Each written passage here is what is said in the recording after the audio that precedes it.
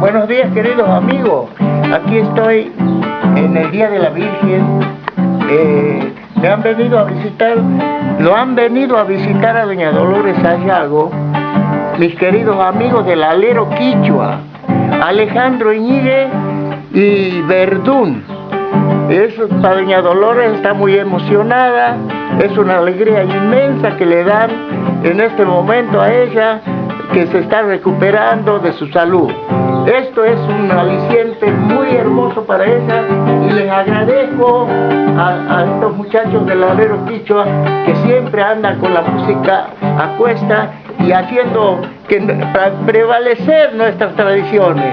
Por eso han venido ellos a darle esta serenata a doña Dolores en este Día de la Virgen. Adelante,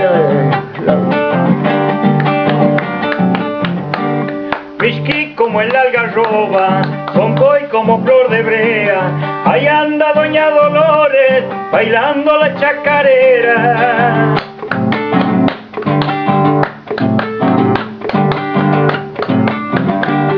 Entre penas y alegría, pues tirando la distancia, pero para ella no hay cielo como el cielo de la banda.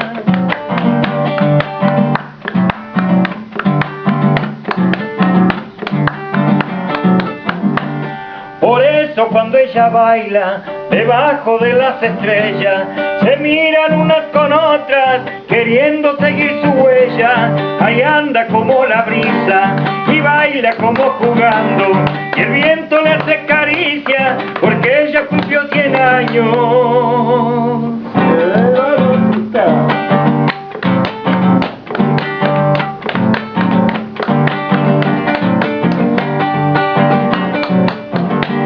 Parece una palomita que vuela sobre el agua, pero su sombra se agranda cuando ella baila la samba.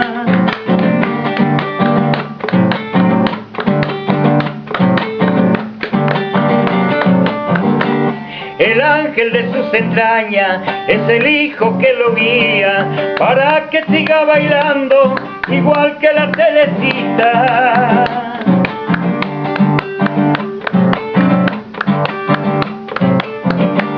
Yo te canto chacarera, a vos Dolores Sayago, son la abuela centenaria que vive por estos pagos. Allá anda como la brisa y baila como jugando, y el viento le hace caricia porque ella cumplió 100 años. Gracias, Muchas gracias, te agradezco un montón, mi hijito querido.